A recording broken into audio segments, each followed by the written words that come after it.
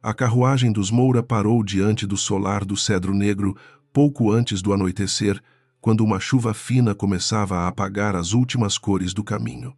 Amália não esperou que o cocheiro abrisse a porta. Desceu sozinha, segurando a pequena mala contra o corpo, e ouviu atrás de si a voz nervosa do criado enviado por seu pai. Sim, Amália. Ainda podemos voltar. Ela quase sorriu. Voltar para onde? Para a sala em que Domingos de Moura lhe explicara. Com a serenidade de quem discutia o preço de um animal que Cecília adoecera de repente e que a honra da família exigia uma substituição, Amália ergueu o rosto marcado para o casarão escuro. A cicatriz que descia da têmpora esquerda até quase o canto da boca repuxava quando o frio aumentava, lembrando-lhe que sua família sempre encontrara nela um argumento para a crueldade. Naquela manhã, porém, Domingos havia ido além. Mandara a filha, que chamava de imprópria, para salão apresentar-se ao homem que devia receber Cecília. Se o barão de Alvarenga a expulsasse, seria uma humilhação útil.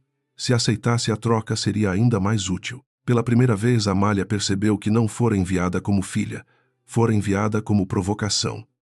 Se você gosta de romances históricos em que personagens feridos precisam lutar por dignidade antes de encontrar amor, acompanhe esta história até o fim.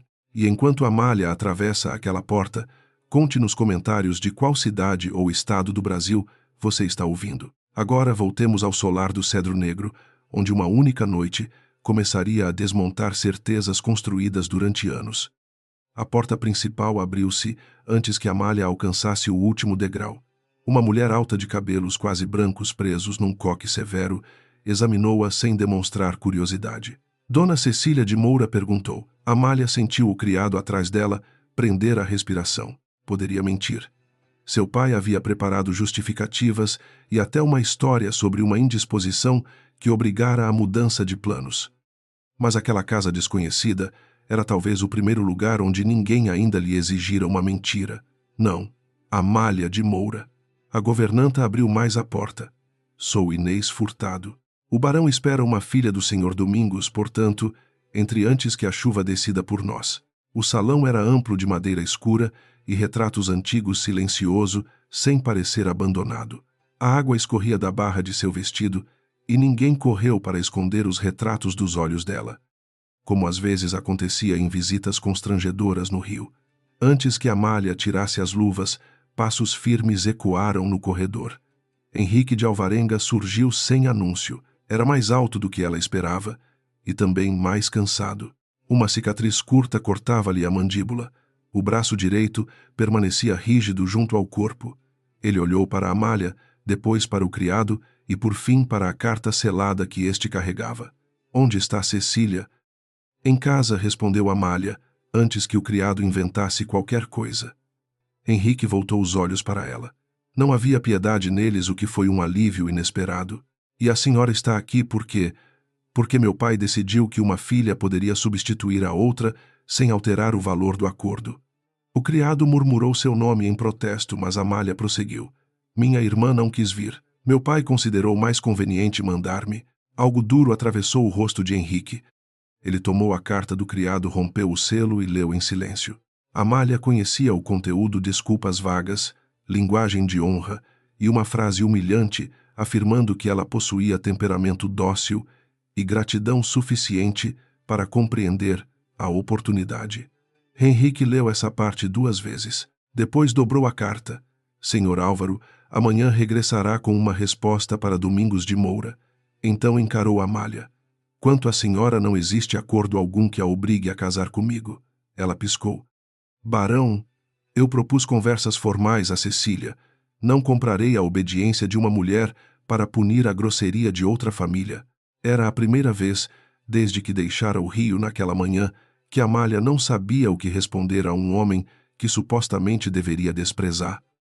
Inês conduziu o criado aos aposentos dos empregados, mas Amália permaneceu diante de Henrique. Então deseja que eu vá embora. Desejo saber o que a senhora deseja. A pergunta quase a ofendeu. Em sua casa, decisões chegavam prontas. Quais vestidos, usar, quais visitas evitar, em quais jantares, Sua presença seria inconveniente. Desejar era um luxo que lhe haviam ensinado a considerar ridículo. Desejo não voltar esta noite, disse por fim. Henrique inclinou a cabeça. Isso pode ser providenciado. Ela poderia permanecer como hóspede enquanto decidia seu destino sem compromisso e sem dívida de gratidão. Amália desconfiou. E o que pedirá em troca? Nada. Ela soltou uma risada baixa. Homens com propriedades deste tamanho raramente fazem algo por nada. Henrique sustentou seu olhar, e mulheres enviadas como mercadoria raramente acreditam quando alguém lhes abre uma porta. Nesse momento, Inês voltou com chá e vários papéis que haviam caído da pasta trazida pelo criado. A governanta lançou a Henrique um olhar breve, como se registrasse silenciosamente o fato de ele ter oferecido escolha, onde outros haviam imposto dever. Amália se abaixou para ajudar. Um documento se abriu sobre o tapete. Ela viu 3 colunas de números, uma assinatura do pai e uma soma final. Seus dedos pararam antes de tocar o papel. Isto está errado. Henrique aproximou-se. O que Amália apontou para as cifras era um demonstrativo sobre fornecimento de madeira e transporte entre propriedades ligadas aos Moura e ao Solar. A soma final acrescenta 2 vezes o mesmo frete, e este valor foi lançado como dívida nova, mas corresponde a uma parcela já quitada no trimestre anterior. Henrique abriu outro documento e comparou as datas. Como sabe o que foi quitado, Amália percebeu tarde demais que revelara mais do que pretendia. Eu ajudo com algumas contas da família. Algumas há suficientes. O canto da boca dele quase se moveu. As cartas que recebi de seu pai nos últimos 8 meses continham observações sobre taxas, prazos e perdas sazonais. Cecília as escrevia. Amália baixou os olhos. Durante anos domingos ditara saudações e assinaturas, mas deixara para ela tabelas justificativas e análises. Cecília copiava trechos quando precisava aparecer. Meu pai assina a correspondência da família, respondeu. Henrique apoiou a mão esquerda na mesa. Não foi isso que perguntei. O braço direito permanecia imóvel. Um breve espasmo percorreu seus dedos antes de ele escondê-los junto ao casaco. Pela primeira vez, Amália viu, não o barão assustador descrito por Cecília, mas um homem que também sabia esconder aquilo que outros poderiam usar contra ele. Henrique pareceu notar a mudança no rosto dela, mas não perguntou sobre a cicatriz, nem sobre o desconforto que ela aprendera a esconder. Em vez disso, abriu uma gaveta do escritório e retirou um maço de cartas preso por uma fita escura. Reconhece isto? Amália reconheceu antes que ele mostrasse o papel. Era uma resposta sobre uma remessa atrasada de café e ferramentas. A frase no centro da página, um erro pequeno repetido durante meses, deixa de ser descuido e passa a ser método fora dela. Domingos achara a observação insolente e mandara Cecília copiar o texto com letra mais elegante. Henrique colocou a carta ao lado do demonstrativo. A pessoa que escreveu estas observações conhecia os livros Moura melhor do que qualquer procurador que encontrei. Talvez meu pai tenha bons funcionários. Talvez. O silêncio mudou de qualidade. Já não era entre uma noiva rejeitada e um homem temido, mas entre 2 pessoas que percebiam existir uma mentira maior na sala. Henrique caminhou até uma pequena escrivaninha, puxou uma folha em branco e a colocou diante dela. O que pretende? Ele mergulhou a pena no tinteiro e a ofereceu com a mão esquerda. Uma resposta simples. A que? Henrique repetiu lentamente a frase encontrada na carta. Depois acrescentou. Escreva. Amália não pegou a pena de imediato. Durante anos sua letra fora útil, precisamente porque permanecia invisível. Era a mão que fechava contas, corrigia erros e salvava negócios dos quais jamais receberia crédito. Se escrevesse aquela frase, talvez revelasse algo que seu pai protegera com cuidado. Se recusasse, Henrique teria ainda mais motivos para desconfiar. Ela finalmente segurou a pena. A chuva batia nas janelas. Inês permanecia imóvel perto da porta e o barão observava sem triunfo. Amália escreveu devagar. Um erro pequeno repetido durante meses deixa de ser descuido e passa a ser método. Quando terminou, Henrique colocou a carta antiga ao lado da folha. Não eram letras idênticas. Cecília copiara o texto definitivo, mas a formação incomum do M e uma correção feita no mesmo ponto da frase denunciavam a origem. Henrique ergueu os olhos. Foi a senhora quem escreveu as análises. Amália sentiu a velha vergonha transformar-se em raiva. Escrevi muitas coisas que outras pessoas assinaram. Ele voltou aos números. Então talvez também saiba por que seu pai me enviou uma dívida já paga. Antes que ela respondesse, Inês retirou do chão um último papel preso sob a bandeja. Leu o cabeçalho, empalideceu e o entregou a Henrique. No alto da página estava o nome completo de Amália. Abaixo, uma obrigação financeira que ela jamais havia visto. Amália passou a noite quase sem dormir. A obrigação financeira encontrada sob a bandeja permanecia sobre a mesa do quarto, ao lado de uma folha, onde ela tentara reproduzir a assinatura que aparecia no documento. Pareciam iguais à primeira vista, mas havia algo errado na inclinação das letras. Seu nome estava ali associado a uma dívida de valor absurdo, contraída 3 anos antes, em benefício de uma companhia de transporte ligada aos negócios do pai. Naquela época, Amália não tinha sequer autorização para assinar contratos familiares. Pela manhã, encontrou Henrique no escritório já vestido e examinando os mesmos papéis. Não quero que conclua que meu pai falsificou isso apenas porque seria conveniente para mim, disse ela. Henrique ergueu os olhos. Não concluo nada sem prova. A resposta agradou-a mais do que deveria. Ele explicou que Augusto Valença, seu advogado, poderia verificar registros no Rio, mas não faria qualquer consulta sem o consentimento dela. Amália olhou novamente para a assinatura. Quero entender primeiro como chegaram ao meu nome. Henrique assentiu. Nenhuma insistência, nenhuma ordem, apenas espaço. Ao sair, porém, ela percebeu que ele apoiara a mão esquerda no encosto da cadeira antes de se levantar, como se precisasse estabilizar o corpo. Quando o frio aumentava, o braço direito parecia obedecer menos. Henrique notou que ela vira. Amália desviou os olhos sem comentar. Pela primeira vez, o silêncio entre os dois pareceu uma forma de respeito. Depois do desjejum, Amália pediu para conhecer os livros relativos ao transporte mencionado no documento. Henrique a levou a uma construção próxima ao antigo armazém, onde eram guardados registros de madeira, ferramentas, sacas e pagamentos aos trabalhadores. O administrador da propriedade, Sr. Bento Soares, recebeu-os visivelmente desconfortável com a presença de uma mulher entre os livros. Henrique não o repreendeu. Apenas disse: Dona Amália encontrou em 10 minutos um erro que nenhum de nós percebeu em 3 meses. Portanto, responda ao que ela perguntar. Bento corou e abriu os registros. Em menos de 1 hora, Amália descobriu que a suposta dívida em seu nome estava ligada a carregamentos que jamais haviam passado pelo solar do Cedro Negro. Também encontrou uma referência incomum. Em 3 páginas diferentes apareciam as iniciais M, AM, acompanhadas da expressão reserva particular. Conhece essas letras? Perguntou Henrique. Amália ficou imóvel. Sua mãe se chamava Mariana Alves de Moura. Domingos sempre dissera que depois da morte dela restara pouco além de joias modestas e roupas antigas. Podem significar muitas coisas, respondeu, embora sua voz a traísse. Henrique fechou o livro. Então não vamos decidir hoje o que significam. A prudência dele começou a desmontar uma expectativa antiga de Amália, a de que homens poderosos gostavam mais de certezas rápidas do que de verdades demoradas. Naquela tarde, uma tempestade forte impediu a ida ao cartório da vila. Amália esperava passar o restante do dia no quarto, mas ouviu movimentação no pátio e viu trabalhadores carregando sacos de farinha para uma carroça.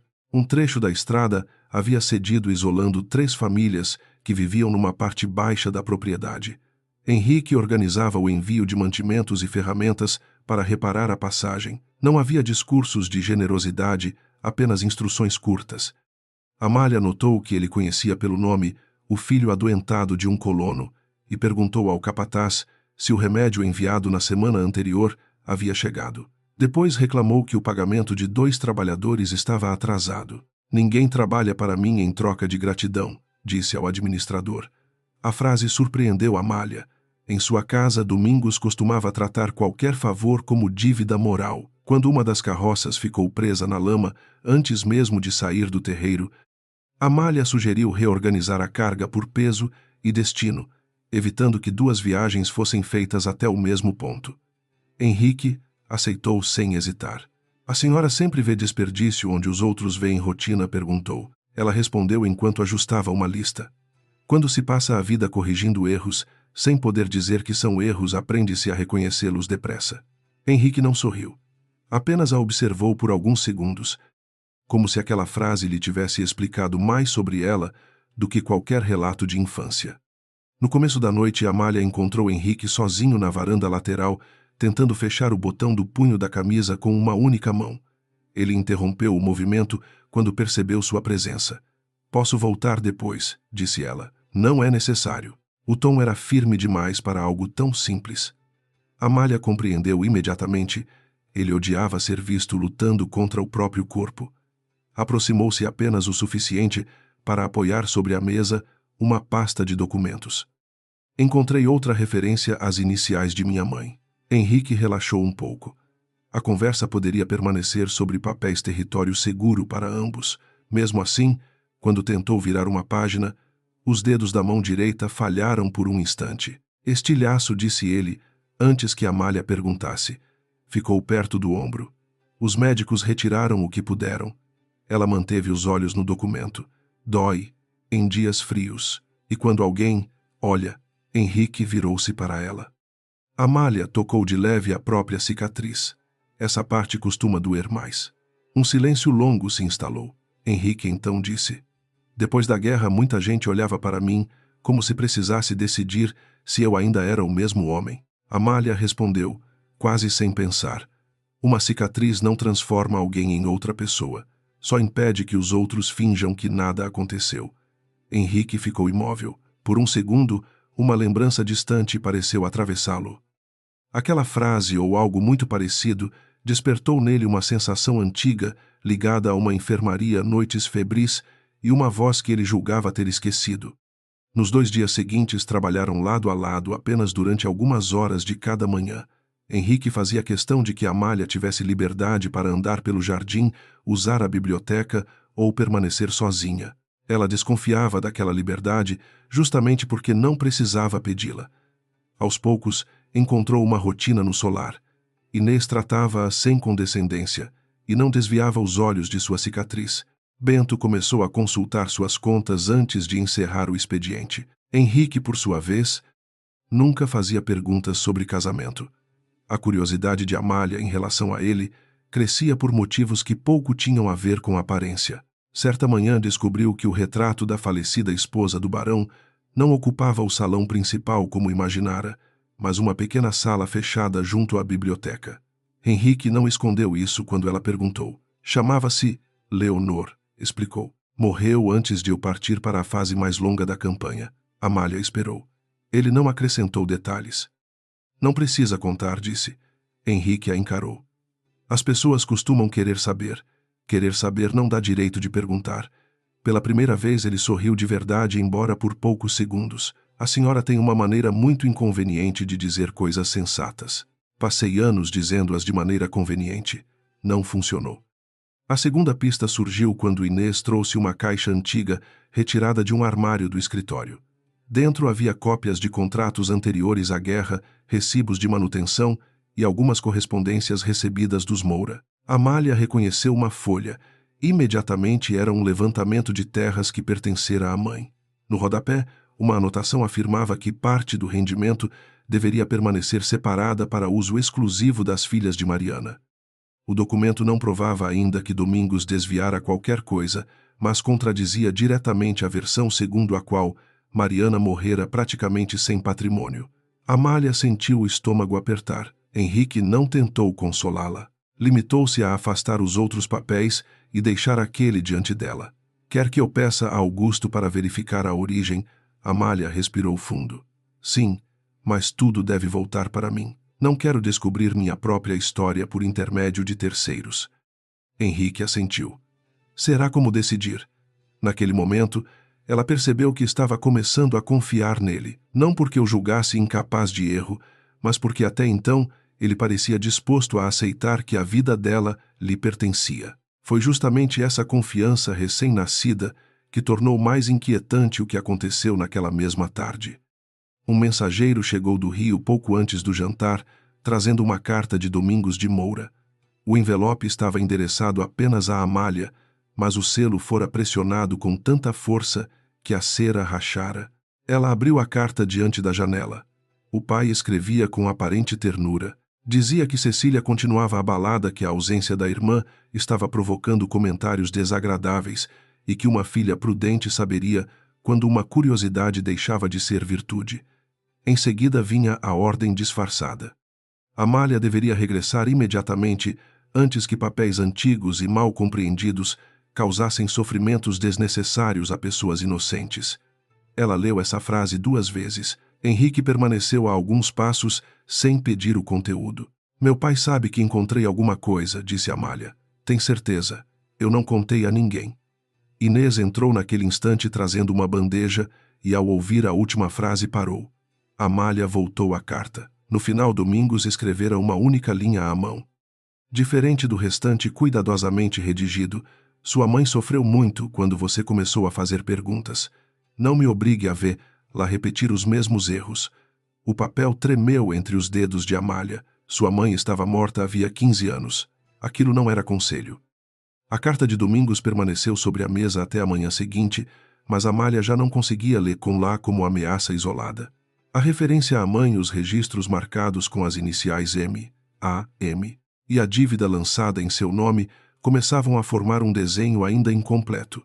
Em vez de voltar ao Rio, ela tomou uma decisão diferente.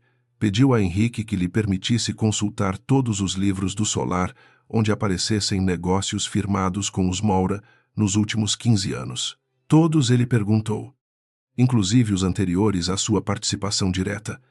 Henrique a observou por alguns segundos. Isso pode levar dias. Passei 15 anos acreditando numa história contada por meu pai. Posso gastar alguns dias verificando-a. Ele não tentou dissuadi-la. Naquela mesma tarde, Augusto Valença chegou de Petrópolis trazendo certidões copiadas em cartório. Uma delas indicava que Mariana Alves de Moura possuíra participação numa pequena companhia de transporte e direitos sobre 2 glebas próximas ao caminho da serra. Após sua morte, parte daqueles rendimentos deveria permanecer reservada às filhas até que completassem 25 anos. Amália já passara dessa idade, nunca recebera um único tostão. O advogado evitou conclusões precipitadas, mas uma segunda certidão mostrava que 5 anos antes, uma procuração supostamente assinada por Amália autorizara Domingos a movimentar bens ligados à reserva. Eu nunca assinei, isto afirmou. Augusto respondeu com a frieza profissional que ela começava a apreciar. Então precisamos provar quem assinou. A primeira pista concreta surgiu num livro de pagamentos que ninguém parecia ter consultado havia anos.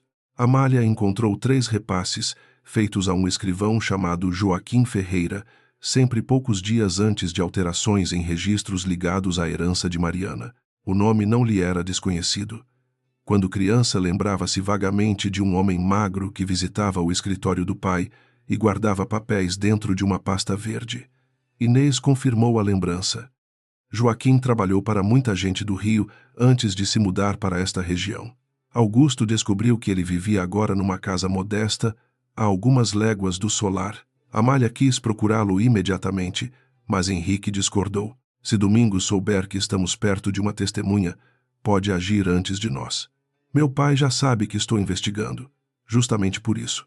O tom dele endureceu e Amália sentiu a antiga irritação despertar. Não pedi que decidisse por mim. Henrique fechou os olhos por um breve instante, como quem reconhecia o próprio erro antes de cometê-lo por completo. Tem razão. Reformulo considero imprudente irmos sem preparação. Mas a decisão é sua. Ela respirou fundo. Então iremos amanhã.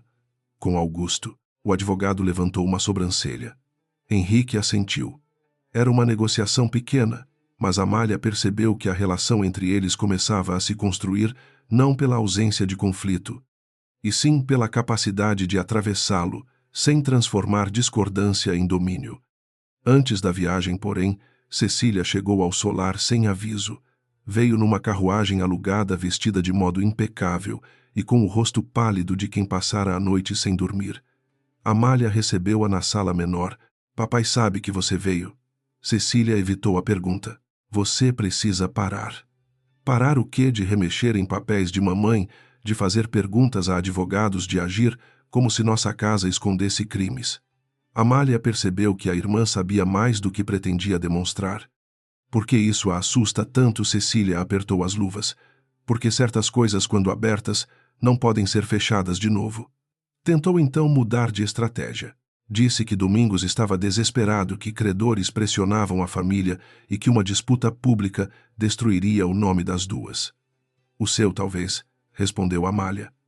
O meu nunca foi protegido por esse nome. Cecília empalideceu. Por um instante a arrogância habitual desapareceu.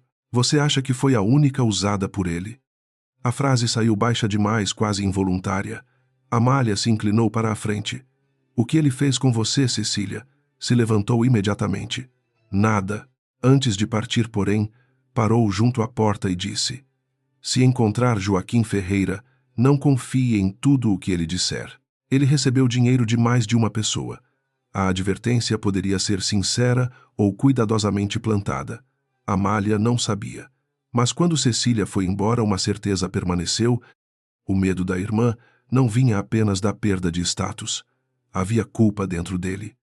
Naquela noite, Henrique encontrou Amália na biblioteca, copiando datas e números numa folha grande. Ela havia organizado os registros em 3 colunas: patrimônio de Mariana, movimentações feitas por Domingos e documentos assinados em seu nome.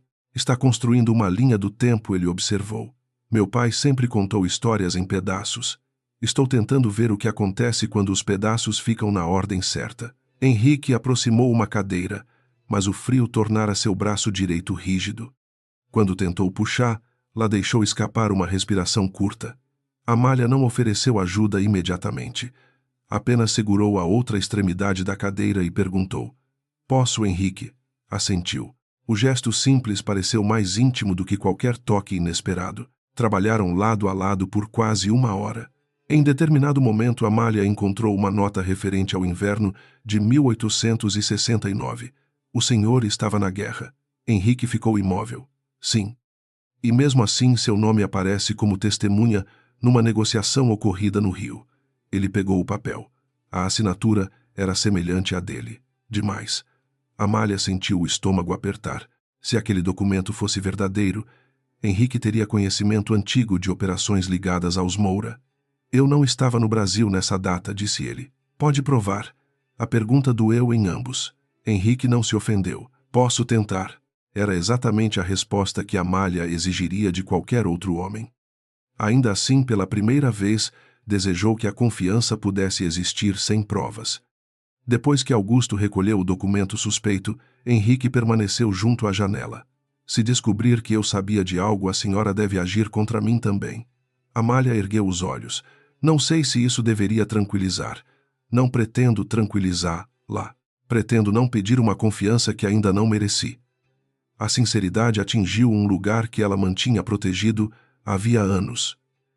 Amália fechou o caderno. Quando eu era menina, achei durante algum tempo que se me tornasse útil o suficiente, minha família deixaria de perceber meu rosto. Henrique voltou-se lentamente. E funcionou.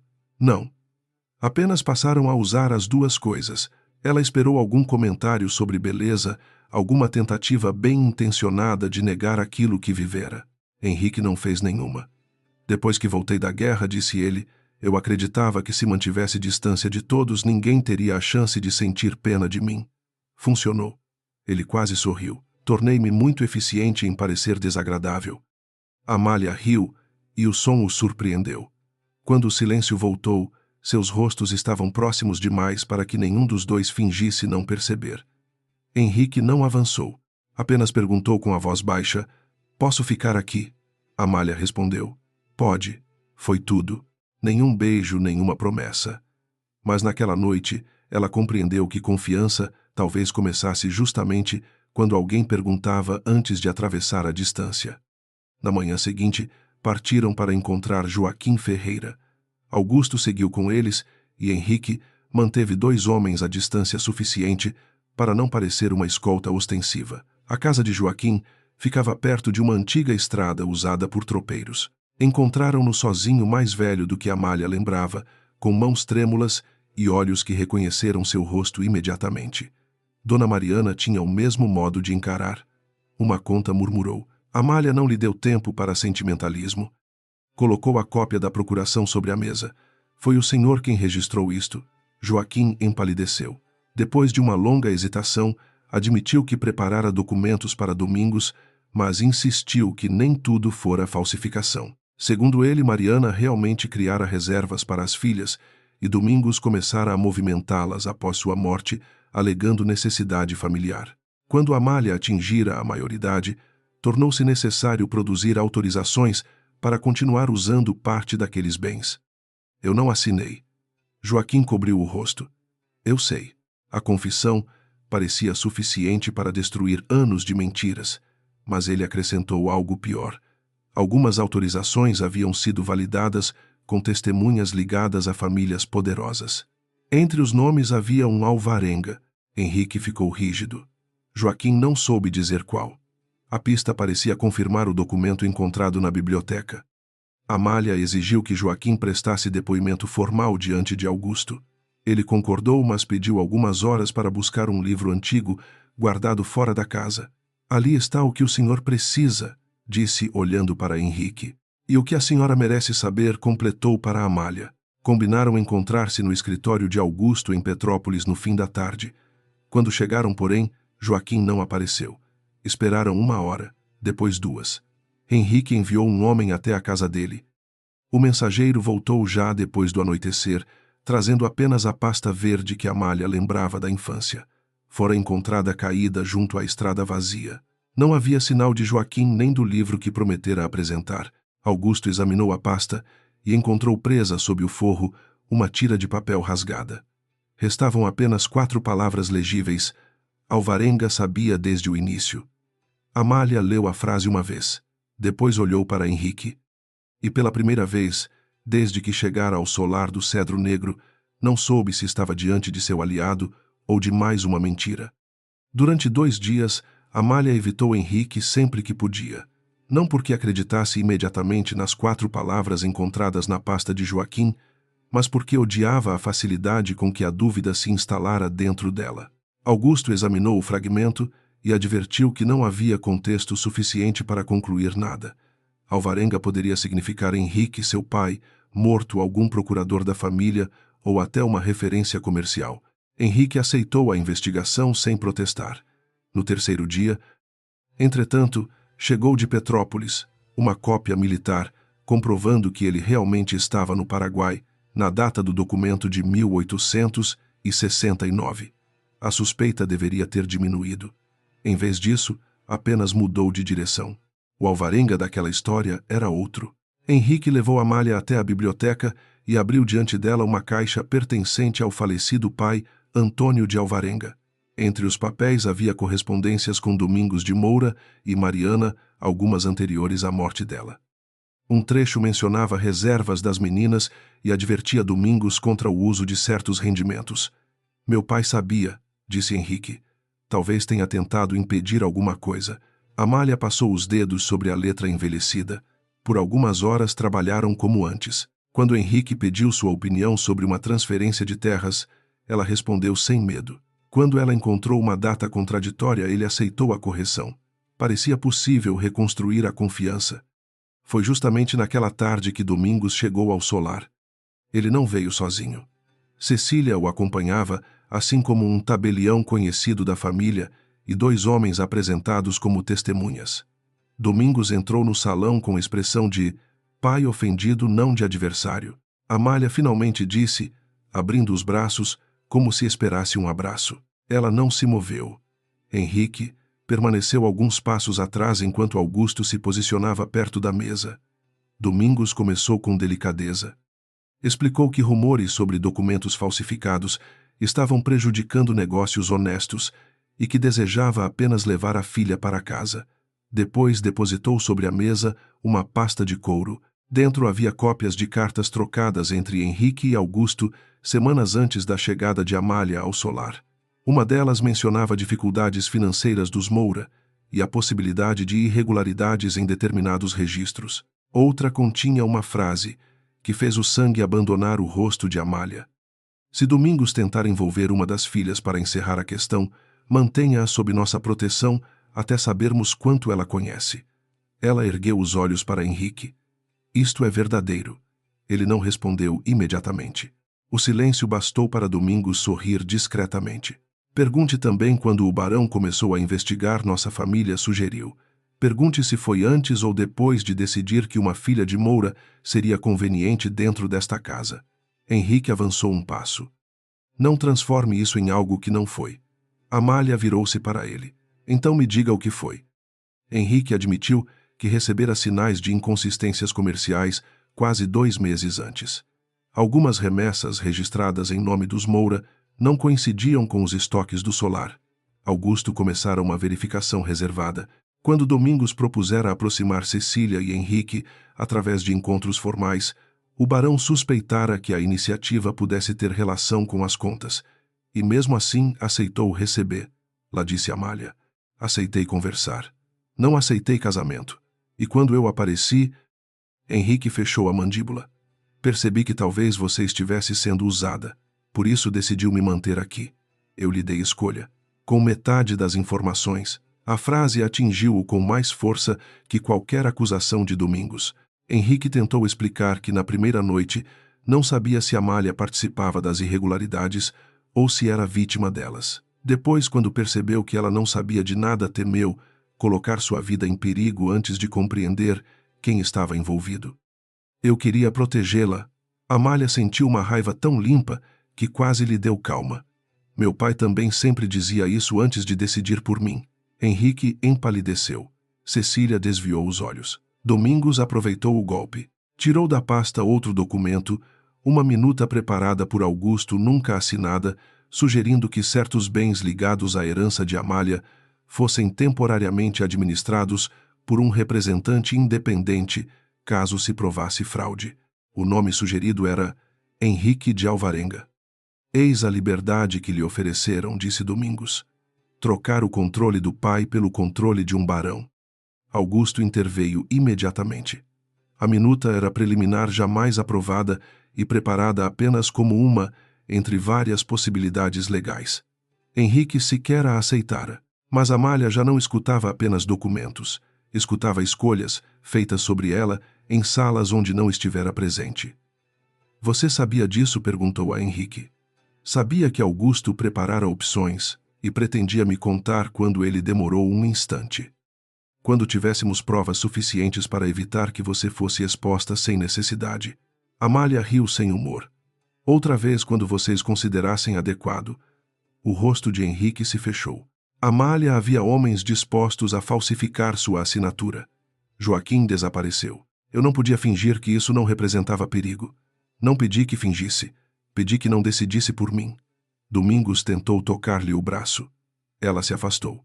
E o senhor não me toque. Pela primeira vez, a máscara paterna rachou. Você está confundindo insolência com independência. Não, passei anos confundindo obediência com amor. Cecília fechou os olhos. O silêncio que se seguiu foi tão pesado que até Domingos hesitou. Então Amália tomou sua decisão. Não voltaria com o pai. Também não permaneceria no solar. Pediu a Augusto os documentos que lhe pertenciam, cópias dos registros encontrados e dinheiro suficiente apenas para pagar hospedagem na vila. Henrique ofereceu uma carruagem. Ela recusou. Preciso fazer ao menos uma coisa sem que alguém escolha o caminho por mim. Amália deixou o solar antes do anoitecer, acompanhada apenas por Inês até a estrada principal. A governanta não tentou convencê-la a voltar. Entregou-lhe um pequeno embrulho com comida e disse: ser protegida não deveria custar sua voz. Amália apertou-lhe as mãos antes de seguir numa carruagem de aluguel rumo a Petrópolis. Pretendia hospedar-se perto do escritório de Augusto e continuar a investigação sob seus próprios termos. Mas no meio do caminho, percebeu que um cavaleiro o seguia havia vários quilômetros. O cocheiro também notou. Quando chegaram a uma curva estreita cercada por mata, 2 homens surgiram adiante e mandaram parar. Um deles carregava uma carta supostamente enviada por Cecília, afirmando que Joaquim fora encontrado ferido numa casa abandonada fora da estrada. Amália quase acreditou. Então viu o selo. Era o mesmo desenho usado por Domingos, em correspondência particular, mas pressionado sobre cera verde. Cor que Cecília jamais usava. Continue, disse ao cocheiro. O homem bloqueou a passagem. Amália abriu discretamente a pasta e retirou um pequeno frasco de tinta. Quando ele se aproximou da janela, ela lançou o conteúdo diretamente em seu rosto. O cocheiro chicoteou os animais e atravessou a abertura enquanto o segundo cavalo se assustava. Não foi uma fuga elegante. A roda bateu numa pedra, Amália machucou o ombro contra a lateral e ouviu gritos atrás deles. Mas conseguiram alcançar uma venda movimentada na estrada, onde os perseguidores não ousaram continuar. A tentativa de interceptação transformou a dúvida em certeza. Alguém estava desesperado para controlar onde Amália iria e com quem falaria. Ela poderia ter mandado chamar Henrique. Não o fez. Pediu ao dono da venda, 2 homens de confiança, para acompanhá-la até a antiga casa de Joaquim. Se ele realmente estivera envolvido em falsificações, talvez houvesse deixado alguma coisa que Domingos ainda não encontrara. Chegaram perto da meia-noite. A porta estava arrombada.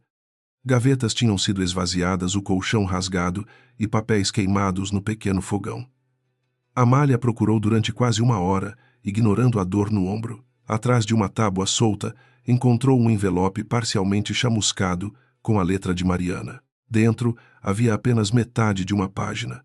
Sua mãe mencionava Antônio de Alvarenga e dizia que ele concordara em guardar cópias até que minhas filhas possam decidir por si mesmas. Aquilo significava que o pai de Henrique talvez não fosse cúmplice, mas guardião de provas. No verso, porém, havia uma anotação posterior feita por Joaquim H. Encontrou os papéis. Pedi que esperasse antes de contar à moça. Amália ficou imóvel. H. poderia ser Henrique. E a frase sugeria que ele encontrara documentos muito mais importantes do que admitira. Na manhã seguinte, Augusto apareceu na hospedaria depois de receber notícia do ataque na estrada. Henrique veio com ele, mas permaneceu do lado de fora do quarto até que Amália permitisse sua entrada. O gesto que dias antes a teria comovido, agora doeu. Ela colocou a anotação de Joaquim sobre a mesa. Você encontrou alguma coisa que não me mostrou? Henrique olhou para o papel. Dessa vez não tentou ganhar tempo. Sim, contou que 2 dias antes do desaparecimento de Joaquim, recebera de Augusto uma cópia de um antigo inventário, onde constava uma reserva maior do que aquela que Amália conhecia. O documento também mencionava uma testemunha capaz de ligar Domingos à alteração dos registros. Henrique decidira aguardar confirmação antes de contar. Eu tinha medo de que você enfrentasse seu pai sem proteção. Amália sentiu os olhos arderem, mas não chorou. Você ainda não entende. Entendo agora. Não. Entender agora não desfaz o que fez. Henrique baixou a cabeça. Pela primeira vez não parecia barão veterano ou homem temido. Parecia apenas alguém que errara exatamente onde acreditava estar fazendo o bem. Amália devolveu-lhe a anotação. Não sei se consigo confiar em você outra vez. Henrique não pediu perdão. Talvez soubesse que seria pequeno demais. Quando ele saiu, Augusto permaneceu. Tinha notícias piores. Um homem encontrara marcas de luta perto da antiga estrada dos tropeiros e um lenço que Joaquim costumava usar. Nenhum corpo fora localizado, nenhuma testemunha queria falar. Cecília havia retornado ao Rio com Domingos. E naquela mesma manhã, o tabelião que acompanhara os Moura iniciara procedimentos para reconhecer oficialmente as antigas procurações em nome de Amália, antes que ela pudesse contestá-las. Era um ataque em 2 frentes. Destruir sua credibilidade e tornar legais pela aparência documentos que talvez fossem falsos. Amália apoiou as mãos na mesa. Não voltaria ao solar, não voltaria para o pai e não permitiria que ninguém conduzisse a luta em seu lugar. Quero cópias de tudo, disse a Augusto. E quero saber onde meu pai pretende apresentar esses documentos. O advogado hesitou. Isso será público.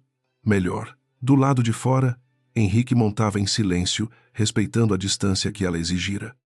Amália observou-o partir sem chamá-lo. Joaquim continuava desaparecido. As procurações estavam prestes a ser validadas, e pela primeira vez, Amália teria de lutar sem saber se o homem que amava ainda merecia estar ao seu lado.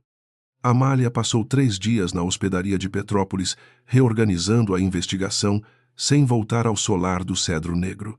Augusto entregou-lhe cópias de tudo: procurações, inventários, correspondências, registros de transporte e a minuta que tanto a ferira. Ela não rasgou nenhum documento, nem mesmo aqueles que mostravam as decisões tomadas sem sua presença. Guardou-os, porque compreendera que a verdade precisava incluir também os erros de quem estava ao seu lado. Henrique não apareceu novamente sem ser chamado. Mandou apenas uma caixa selada, contendo os originais que estavam em poder da família Alvarenga, e uma carta curta: nada será usado sem sua autorização. Decida o que deve ser feito. Não havia pedido de perdão, explicação ou tentativa de apelar para o sentimento que começara a nascer entre eles. Aquilo, paradoxalmente, foi a primeira atitude capaz de diminuir a raiva de Amália.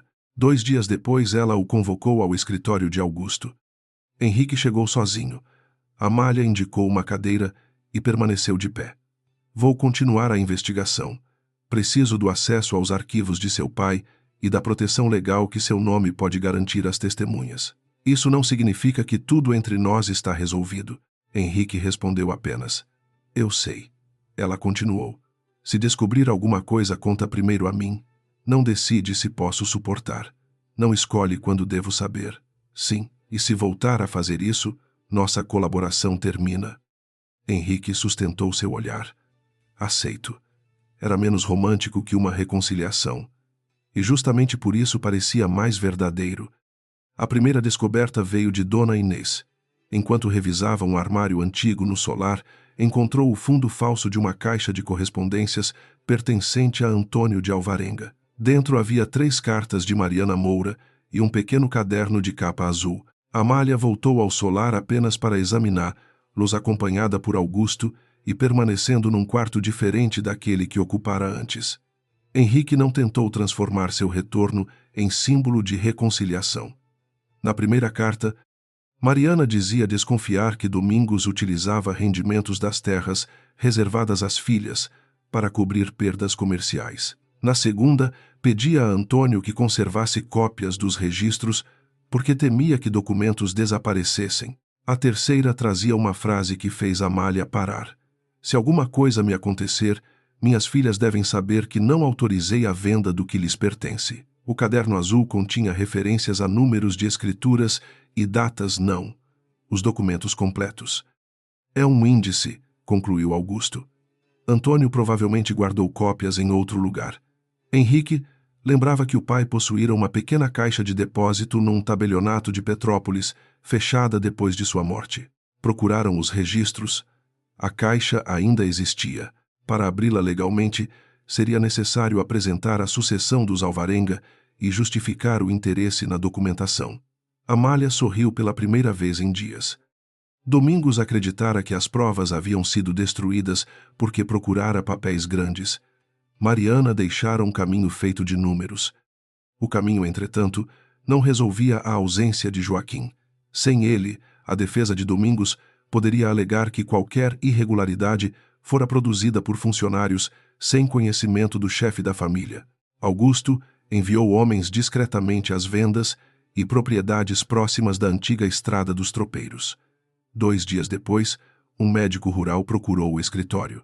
Havia tratado de um desconhecido encontrado com febre e ferimentos numa cocheira abandonada.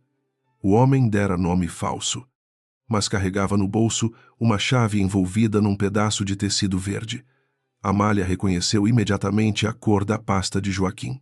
Encontraram-no numa pequena casa pertencente a uma viúva que aceitara escondê-lo. Joaquim estava vivo, com uma costela quebrada e um corte profundo na testa.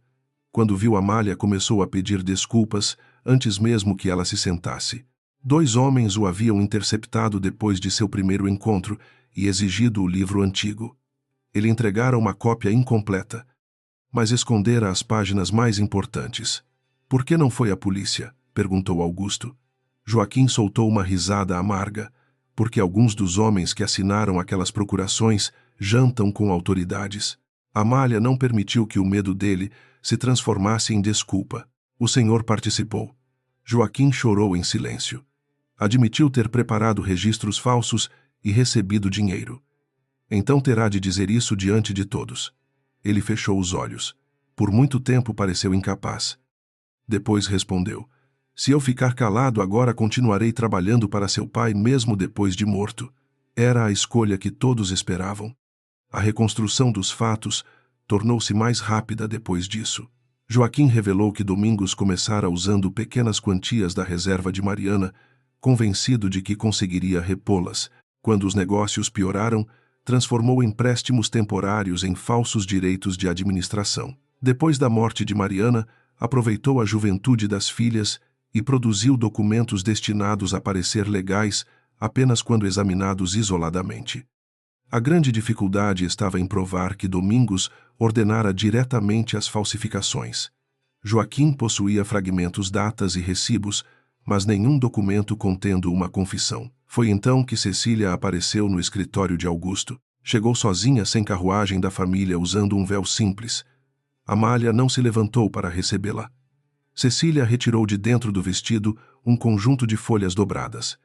Ele vai me destruir, também disse. Domingos preparara uma declaração afirmando que Cecília administrara parte das contas de Mariana e poderia ser responsabilizada por qualquer irregularidade descoberta. Durante anos deixei que ele usasse seu trabalho como se fosse meu, confessou. Achei que isso me favorecia.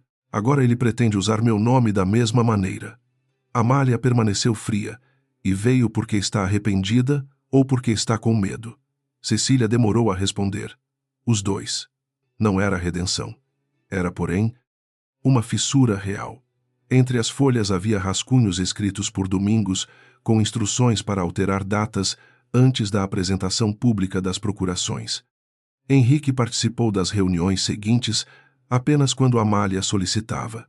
Certa noite, depois que Augusto e Joaquim partiram, os dois ficaram sozinhos no escritório. Sobre a mesa estavam os documentos que poderiam destruir Domingos. Amália sentiu o peso de tudo o que ainda não fora dito entre eles. Você não precisa continuar me tratando como se qualquer palavra fosse me fazer ir embora, disse. Henrique soltou o ar lentamente. Estou tentando não confundir sinceridade com o direito de pedir alguma coisa. Ela se aproximou da janela. Eu estava começando a amar você. Henrique não se moveu. Eu sei. Não sabia. Nem eu sabia até perceber quanto sua mentira doeu. Ele baixou os olhos. Eu também comecei a amá-la e transformei medo em decisão. Fiz exatamente aquilo que prometi a mim mesmo que nunca faria. Amália encarou-o. Não quero uma promessa de que nunca vai errar. Então o que quer? Quando tiver medo, não use o medo para tomar minha escolha. Henrique assentiu.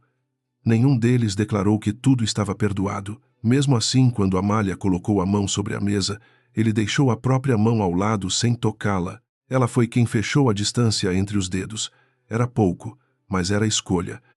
No dia seguinte, a caixa de depósito de Antônio de Alvarenga foi aberta na presença de Augusto e de um oficial do tabelionato. Dentro havia cópias autenticadas de escrituras antigas, correspondências e uma relação de rendimentos pertencentes às filhas de Mariana. Uma das páginas mostrava que Domingos não apenas movimentara valores, utilizara parte dos bens como garantia em operações que beneficiavam exclusivamente empresas controladas por ele. Mais importante ainda, Antônio anotara ter recusado uma solicitação para reconhecer determinada procuração porque a assinatura de Amália lhe parecera incompatível com a idade que ela tinha na época. Não era a prova final, mas destruía a ideia de que todos os Alvarenga haviam sido cúmplices. Augusto começou a preparar a contestação formal. Domingos, porém, moveu-se primeiro. Convocou uma reunião de credores e representantes legais no salão de uma associação comercial em Petrópolis. Pretendia validar publicamente as obrigações, apresentar Amália como filha influenciada por Henrique e colocar Cecília como testemunha de sua versão. A estratégia era inteligente se transformasse a disputa numa questão de honra familiar antes que os registros fossem examinados, poderia fazer a verdade parecer vingança. Ele quer que eu pareça uma filha ingrata, disse Amália. Augusto respondeu. Então não discuta caráter, discuta documentos. Ela sorriu. Era exatamente o terreno que conhecia melhor. Na manhã da reunião, Cecília entregou a Amália uma última informação. Domingos levaria consigo um livro caixa vermelho que, segundo ele, provaria que Mariana autorizara as movimentações antes de morrer. Joaquim empalideceu ao ouvir a descrição. Esse livro existia, disse, mas as páginas do período de Dona Mariana eram encadernadas de outro modo. Se ele apresentar um volume uniforme, foi reconstruído. Era uma pequena diferença quase invisível, mas talvez suficiente para provocar o primeiro erro de Domingos. Amália colocou os documentos numa pasta e vestiu-se sem esconder o lado marcado do rosto com pó ou véu. Henrique esperava no corredor, mas não ofereceu o braço até que ela própria se aproximasse. Está pronta? Perguntou. Amália olhou para a porta do solar, lembrando-se da noite em que chegara ali enviada como substituta, piada e mercadoria. Agora, ninguém a enviava. Ninguém escolhera sua roupa, suas palavras ou o caminho que faria. Cecília iria separadamente. Joaquim prestaria depoimento. Augusto apresentaria os registros. Henrique garantiria que ninguém impedisse as testemunhas de falar. Mas seria Amália quem abriria a pasta diante de Domingos de Moura. E antes do anoitecer, toda Petrópolis saberia quem estivera mentindo. O salão da Associação Comercial de Petrópolis estava cheio quando Amália entrou. Credores, comerciantes, tabeliães, procuradores e famílias conhecidas ocupavam as cadeiras em fileiras, atraídos tanto pelo dinheiro envolvido quanto pelo escândalo. Domingos de Moura encontrava-se diante de uma mesa comprida, impecavelmente vestido, com o livro caixa vermelho ao lado da mão. Ao ver a filha, deixou escapar um sorriso que parecia piedade. Ainda há tempo de evitar isto. Amália colocou sua pasta sobre a mesa oposta. Concordo. O senhor ainda pode retirar as procurações falsas. Um murmúrio atravessou o salão. Domingos abriu os braços. Ouviram, minha própria filha, chega, acusando o pai que a sustentou durante toda a vida. Amália não respondeu à provocação. Augusto Valença apresentou formalmente a contestação e pediu que qualquer reconhecimento das procurações fosse suspenso até o exame dos documentos. Domingos protestou, alegando que Henrique de Alvarenga manipulava uma mulher emocionalmente fragilizada. Henrique permaneceu junto à lateral do salão. Não se sentou ao lado de Amália, não falou por ela e não reagiu quando Domingos o chamou de oportunista. Cecília estava mais atrás, pálida, enquanto Joaquim aguardava numa sala contígua, sob proteção de 2 funcionários do tribunal local. Domingos viu tudo e ainda assim parecia confiante. Ele acreditava conhecer cada segredo naquela sala. Seu primeiro erro foi imaginar que ainda conhecia as próprias filhas. Comecemos pelo livro, disse Amália. Domingos pousou a mão sobre o volume vermelho. Com prazer. Abriu-o numa página marcada e mostrou registros que indicavam que Mariana autorizara a utilização temporária de rendimentos reservados às filhas. Havia datas, cifras e uma nota atribuída à mãe de Amália. 2 comerciantes aproximaram-se para examinar. A caligrafia parecia antiga, o papel também. Domingos retomou a segurança. Minha esposa sabia das dificuldades dos negócios. Autorizou-me a agir pelo bem da família. Amália não discutiu a assinatura. Em vez disso, perguntou: quando esse livro foi encadernado? O pai franziu a testa. Que importância tem? Responda. Pouco depois da morte de Mariana. Joaquim havia explicado a diferença. Amália retirou uma fotografia e uma descrição registrada anos antes no inventário comercial. O livro original tinha cadernos costurados separadamente. A seção de 1860 a 1862 usava papel de um fabricante de Niterói. Este volume é uniforme. Domingos respondeu, depressa demais. Foi reencadernado, quando ele hesitou. Apenas um instante, mas foi suficiente. Não me recordo. Amália aproximou uma das páginas da luz. Curioso, porque esta folha contém a marca d'água de uma fábrica que só começou a fornecer papel a esta região 4 anos depois da morte de minha mãe. O murmúrio tornou-se mais alto. Domingos perdeu a expressão serena pela primeira vez. Isso não prova falsificação. Não, disse Amália. Prova apenas que o senhor mentiu sobre a origem do livro. Foi a primeira rachadura. Domingos recuperou-se rapidamente. Alegou que funcionários podiam ter reconstruído registros legítimos em novo papel e chamou a acusação de truque técnico. Amália esperava exatamente isso. Augusto apresentou então as cópias guardadas por Antônio de Alvarenga na caixa de depósito, escrituras antigas, números de parcelas e anotações realizadas antes da morte de Mariana. As cifras não correspondiam ao livro vermelho, Megrave.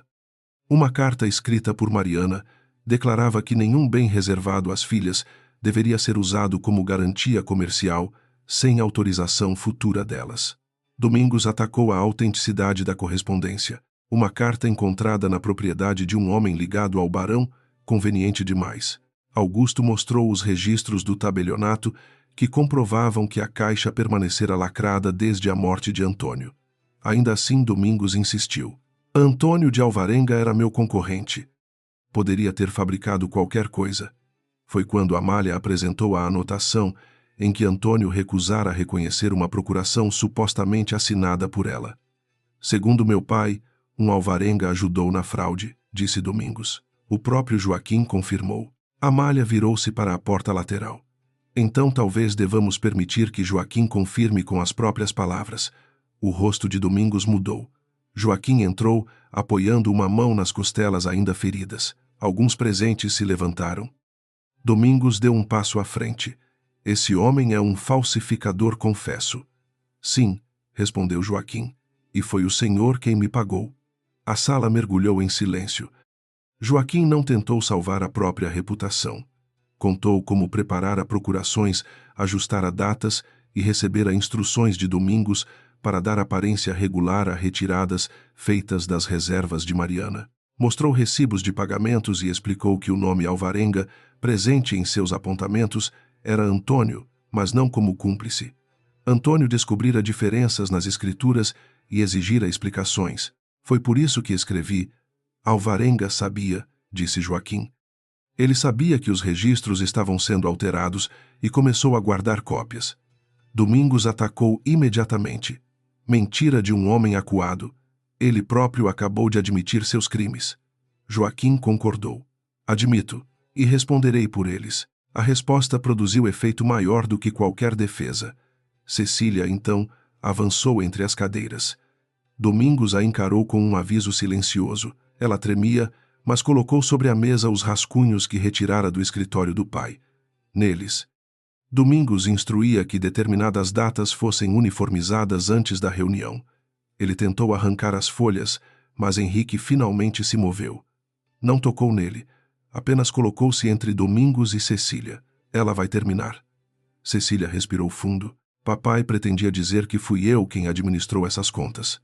Durante anos, aceitei que trabalhos de Amália aparecessem como meus, porque isso me beneficiava.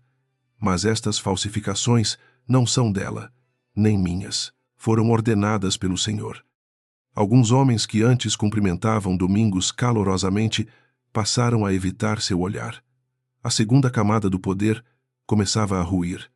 Domingos percebeu que documentos já não bastariam e mudou de arma. Querem transformar uma disputa familiar em crime porque uma filha ressentida deseja vingança. Apontou para a cicatriz de Amália. Ela sempre culpou esta família por tudo que lhe aconteceu. O gesto provocou um silêncio diferente. Amália sentiu a antiga dor surgir, mas não recuou. Já que mencionou isso, diga diante de todos como recebi esta cicatriz. Domingos empalideceu. Cecília começou a chorar. Durante anos. A versão repetida era simples. Amália, ainda menina, desobedecera a uma ordem, entrara numa cozinha durante uma discussão e derrubara sobre si uma lamparina. Sua imprudência, dizia. O pai marcara seu rosto e arruinara as perspectivas da família. Foi um acidente, respondeu Domingos. Você era uma criança difícil. Não foi assim, disse Cecília. A voz saiu quase inaudível. Amália olhou para a irmã. Cecília contou o que guardara durante 15 anos. Naquela noite, Domingos discutia violentamente com Mariana por causa das primeiras retiradas de dinheiro. Cecília, assustada, tentou esconder alguns papéis que a mãe lhe dera. Domingos avançou para tomá-los. Amália, então, com 11 anos, colocou-se entre ele e a irmã. A lamparina caiu quando Domingos empurrou a mesa. O óleo queimou parte do rosto de Amália. Ele nos mandou dizer que ela havia causado tudo, confessou Cecília. Mamãe queria levá-la para longe, depois ficou doente. E papai nunca permitiu que falássemos novamente. A revelação não provava a fraude financeira, mas destruía a história moral com que Domingos governara a família. Ele tentou negar. Chamou Cecília de ingrata, disse que sua memória era infantil, acusou Amália de contaminá-la contra o próprio pai. Amália não levantou a voz. Durante 15 anos, o Senhor usou minha cicatriz como prova de que eu devia sentir vergonha. Hoje, ela prova apenas que eu sobrevivi ao momento em que tentei proteger minha irmã. Domingos respondeu com desprezo. E acha que isso a transforma em senhora? Desta família, Amália abriu a última pasta. Não. Isto transforma. Augusto distribuiu cópias das escrituras autênticas encontradas na caixa de Antônio. Os bens reservados por Mariana haviam crescido de valor ao longo dos anos. Parte das terras utilizadas como garantia por Domingos nunca pertencera legalmente a ele. Mais ainda, algumas dívidas que ele pretendia impor a Amália haviam sido criadas sobre propriedades que deveriam ter permanecido sob administração separada. A contestação tornava nulas várias garantias e colocava os credores contra Domingos, não contra as filhas. Augusto explicou que haveria investigação formal sobre falsificação, fraude patrimonial e coação de testemunha. Domingos tentou recolher os papéis e sair.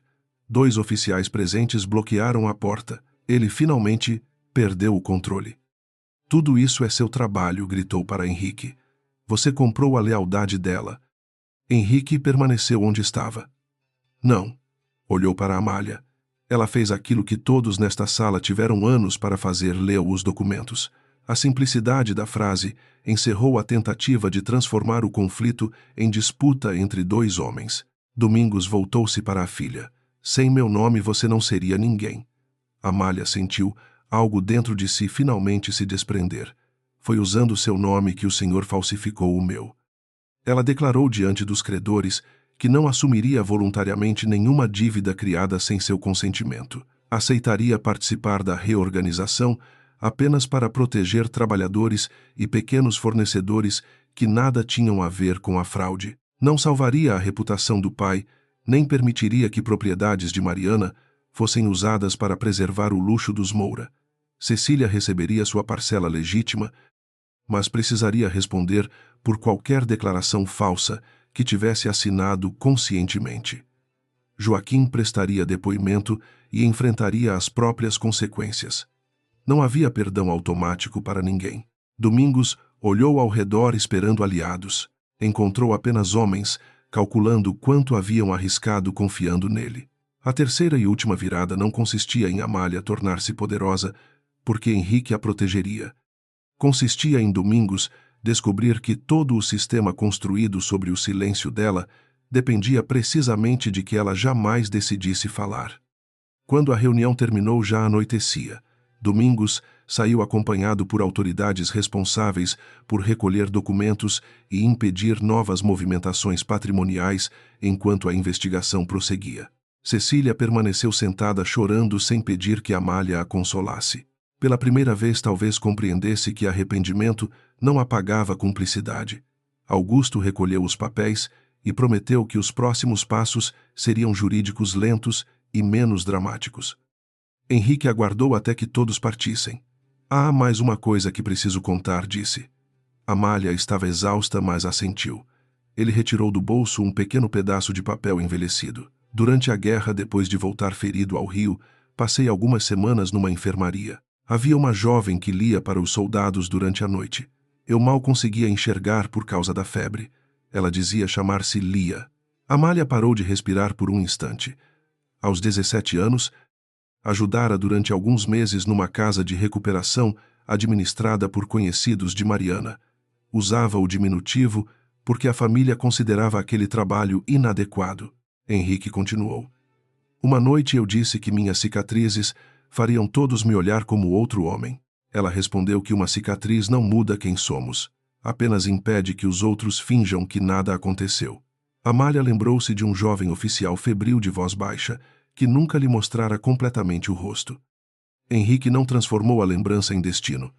Eu procurei aquela voz durante anos, disse, mas não amo você porque era Lia. Isso apenas explica por que, desde a varanda, certas palavras pareciam conhecidas. Amo a mulher que me enfrentou quando tentei decidir por ela. A mulher que saiu de minha casa quando ficar seria mais fácil, e não espero que isso resolva o que fiz. Amália aproximou-se. Ainda não resolve. Henrique assentiu. Eu sei. Ela tocou de leve a cicatriz junto à mandíbula dele. Depois permitiu que ele tocasse apenas sua mão. Mas significa que podemos começar daqui. Não houve pedido de casamento naquele salão vazio. Não havia necessidade de transformar Vitória em posse. Saíram juntos para a rua fria de Petrópolis, lado a lado, sem que nenhum conduzisse o outro. Atrás deles ficavam documentos mentiras e um sobrenome que Amália já não precisava carregar como sentença.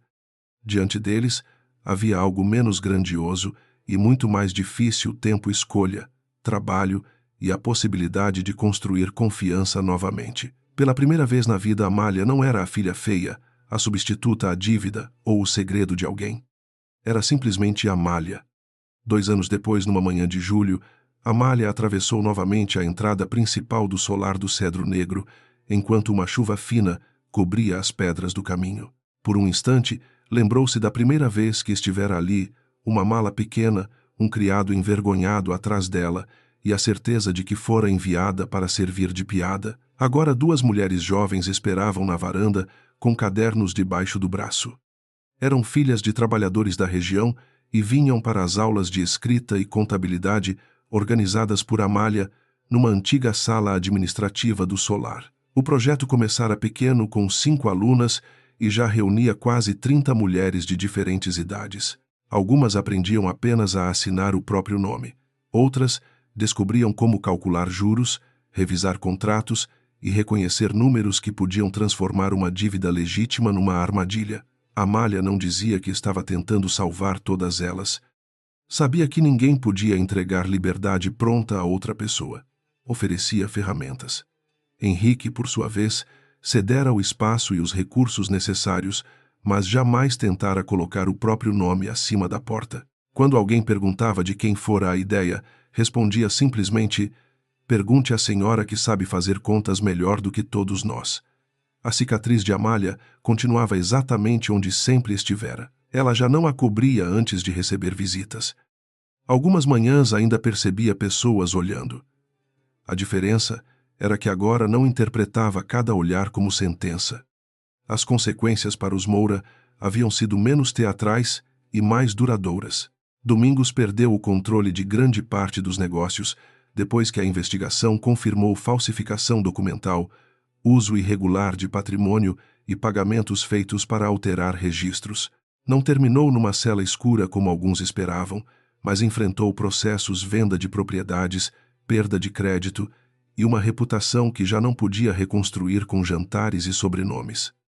Passou a viver numa casa muito menor nos arredores do Rio, sustentado por uma renda limitada que os credores não puderam tocar.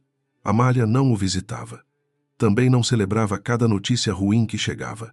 Descobrira que vingança exigia continuar olhando para quem a ferira, enquanto liberdade permitia olhar para outro lugar. Cecília seguiu um caminho mais difícil. Prestou depoimento. Perdeu grande parte dos círculos sociais que antes protegiam sua vaidade e precisou aprender a viver sem ser apresentada como a bela filha dos Moura. Durante meses, ela e Amália trocaram apenas cartas formais, depois vieram cartas mais honestas. Cecília não pedia perdão em cada página e Amália não fingia que 15 anos de crueldade haviam desaparecido. Ainda assim, começaram a construir algo novo muito menor que a antiga ideia de família e talvez mais verdadeiro. Num envelope recente. Cecília escrevera: passei metade da vida tentando ser escolhida. Só agora percebo quanto isso me impediu de escolher.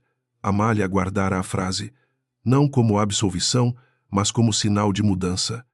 Henrique também mudara, embora suas cicatrizes não tivessem desaparecido e o braço direito continuasse pior nos dias frios. A diferença estava na maneira como lidava com a limitação. Antes escondia qualquer dificuldade até que a dor o deixasse irritadiço. Agora dizia quando precisava parar. Em algumas noites, quando lembranças da guerra interrompiam seu sono, não se levantava imediatamente para vagar sozinho pelo solar. Às vezes, permanecia ao lado de Amália e simplesmente admitia: "Hoje não consigo voltar a dormir." Ela não tentava consertá-lo, ficava se desejasse ficar. Também aprendera a pedir o mesmo. O casamento dos dois acontecera quase um ano depois do julgamento, sem contratos secretos, dívidas transformadas em promessa ou qualquer pressa em provar felicidade aos outros. Henrique a pedira em casamento numa tarde comum, depois de meses reconstruindo confiança. Antes de responder, Amália passara 2 dias pensando. Ele não perguntara novamente. Quando ela finalmente disse sim, acrescentou condições práticas sobre administração, propriedade e liberdade pessoal. Henrique rira. Seria preocupante se você aceitasse sem revisar as cláusulas. A vida conjugal não transformara nenhum deles numa versão perfeita de si mesmo. Discutiam. Henrique ainda tinha impulso de antecipar perigos. Amália ainda se fechava quando temia depender demais. A diferença era que agora reconheciam esses hábitos antes que se tornassem muros. Amor descobriram. Não era o lugar onde feridas desapareciam. Era o lugar onde ninguém precisava escondê-las para merecer ficar.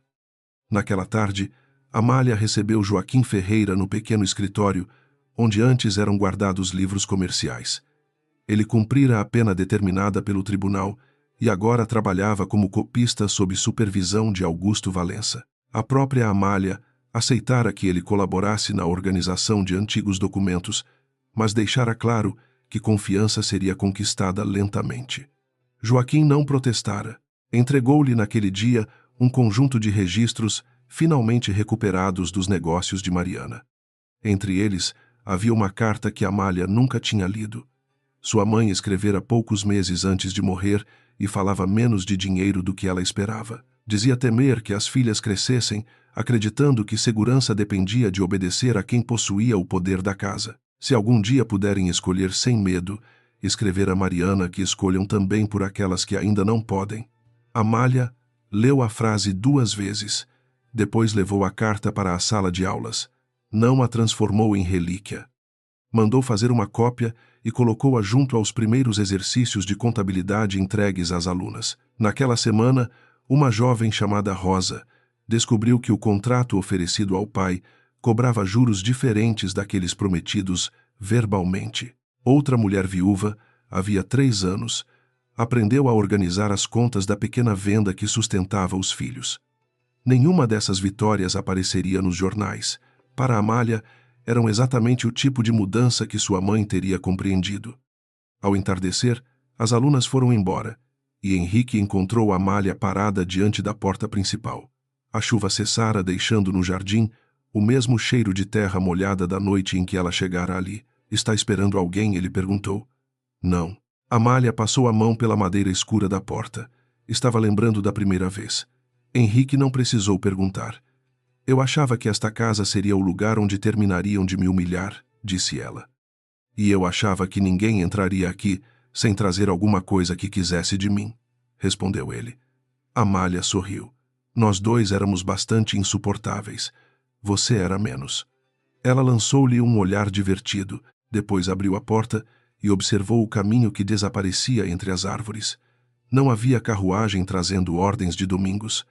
Não havia irmã para substituir acordo a cumprir ou dívida associada ao seu nome. O solar também já não parecia sombrio. Havia vozes nas salas, livros abertos, trabalhadores discutindo melhorias e mulheres entrando pela porta da frente para aprender a proteger aquilo que lhes pertencia. Henrique estendeu a mão, mas esperou. Amália a segurou por vontade própria. Então os dois entraram juntos. 2 anos antes, sua família a enviara ao solar como uma piada cruel. Agora Amália atravessava aquela mesma porta como mulher que escolhera a casa, o trabalho, o amor e principalmente a própria vida.